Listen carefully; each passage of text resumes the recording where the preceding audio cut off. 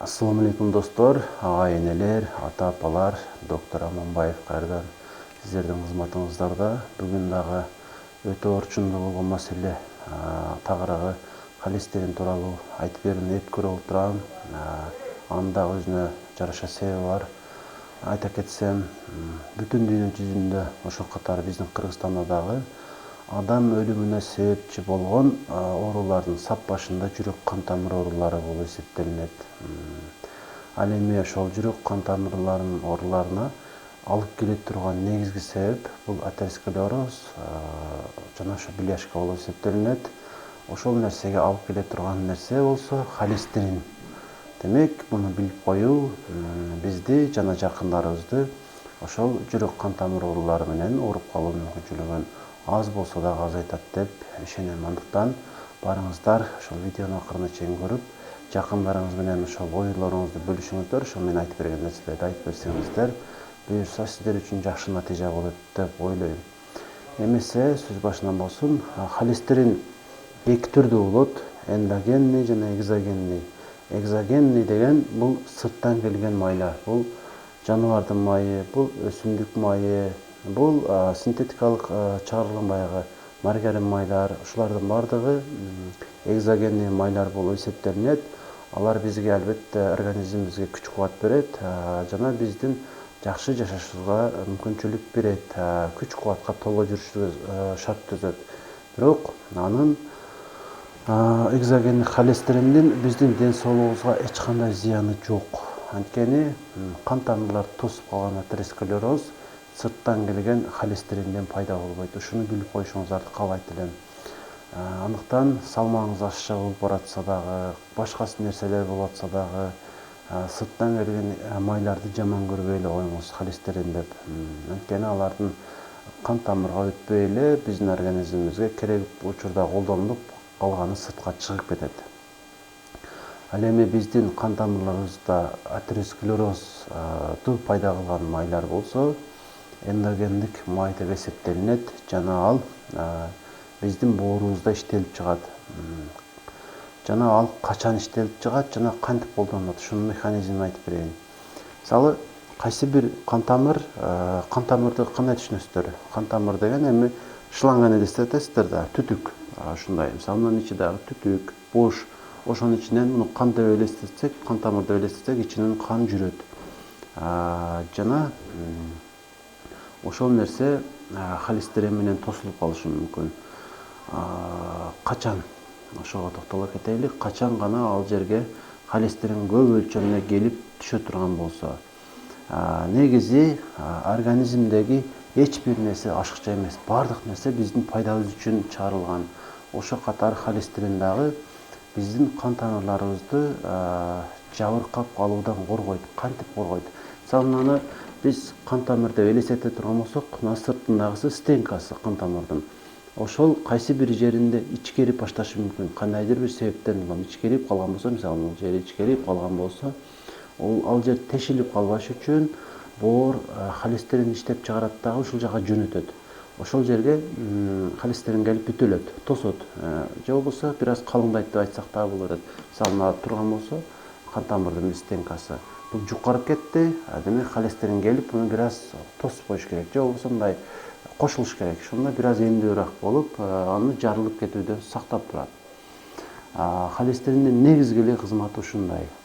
Мындай жайта турган болсок. Эми ушул нерсе холестерин бир келип түшкөндөн кийин ал жерге дагы түшүшү мүмкүн. Кийинки катмар пайда болушу мүмкүн, дагы кийинки катмар пайда болушу мүмкүн. Кайсы учурда мындай болот?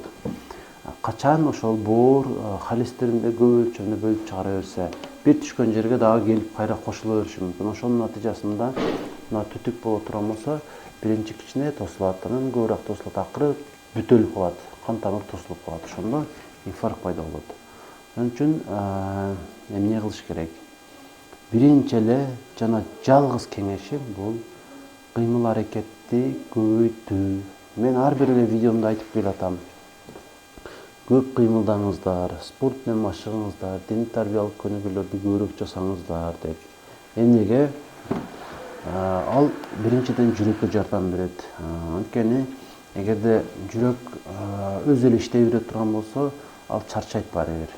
Эгерде сиз басып келсеңиз, кыймыл аракет жасай турган болсоңуз, ага ошол башка денедеги кандын жүрүшүнө адам өзү жардамчы болуп калат. Ошондо жүрөккө дагы ашыкча күч келбейт.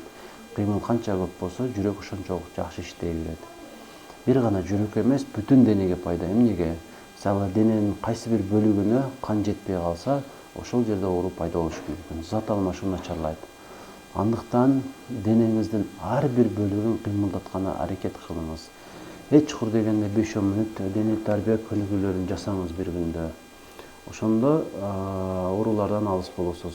Ошол катары кан тамырларга деле кыймыл аракеттин пайдасын айтып өттүм. Кан тамырлар бекем болуп, стенкасы ичкерип кетпеш үчүн дагы ал жерде адамдын кыймыл аракетинин көптүгү маанилүү. Ошондо холестериндин ашыкча топтолушунан бир аз болсо дагы кутуласыз. Эми холестериндин сиздин организмиңизде нормасы тууралуу айта кетейин. Сиз карап туруп, сырттан карап туруп, кайсы бир адам толмоч көрүнсө, демек анын холестерин басып калган деп ойлошуңуз мүмкүн. Чындыгында арык адамдын эле ошол кан тамырын холестерин тосуп калышы мүмкүн. Бляшка пайда болушу мүмкүн, атеросклероз пайда болушу мүмкүн, арык эле адамда дагы.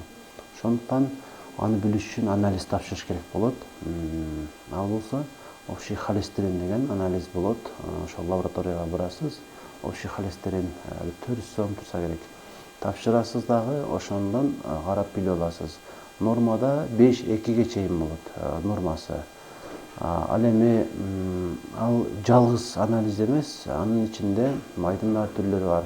Липопротеид, высокой плотности, низкой плотности, очень низкой плотности деген бар. Бул биз жакшы майлар жана жаман майлар деп айтабыз.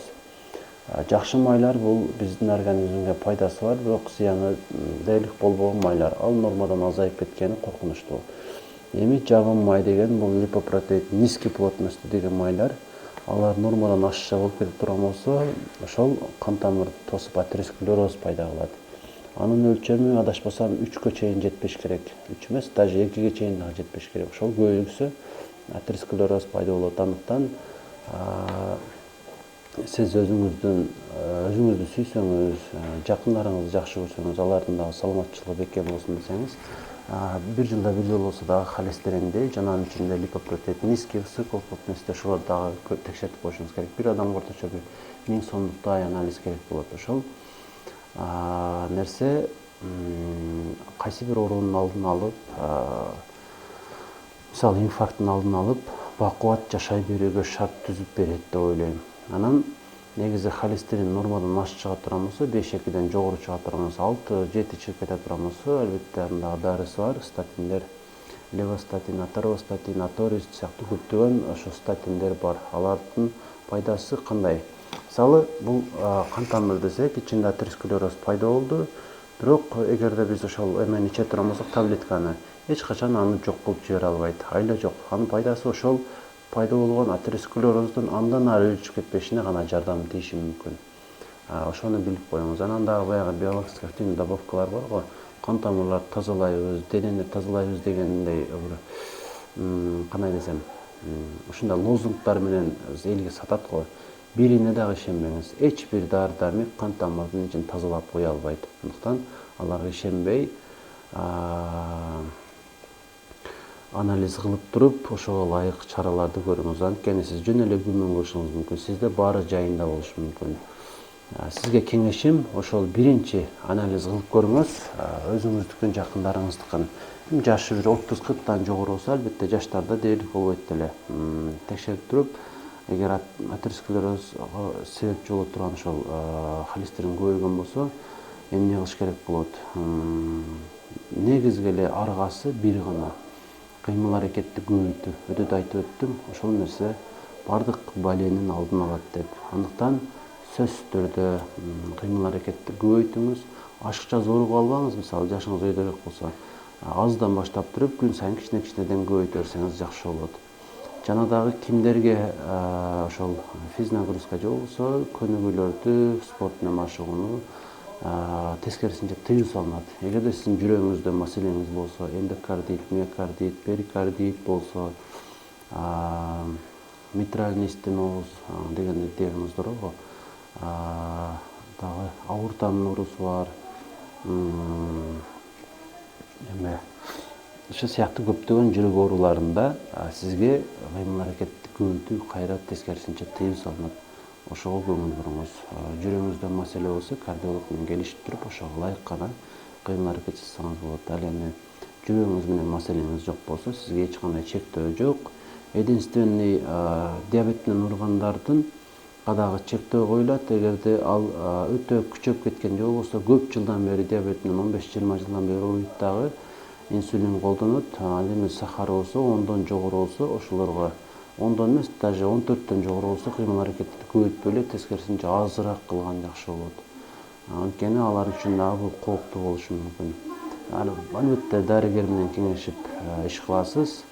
Анан ошол атеросклероз болбош үчүн, холестерин көбөйбөш үчүн кыймыл аракетти көбөйтүш керек дедим. Ага кошумча жеңил углеводдорду азыраак колдонуш керек. Жеңил сиңип турган баягы шириндиктерди, ундан жасалган нерселерди азыраак колдоно турган болсоңуз дагы боорду май баспайт, холестерин дагы азыраак иштелип чыкканга негиз түзүлөт. Негизи эле силерге бүгүн жеткиргим келген ушулар. Биринчи жолу көрүп аткан болсоңуз каналга катталып коюңуз, лайк басып койсоңуз андан дагы жакшы болот, ыраазы кылган болосуз мени.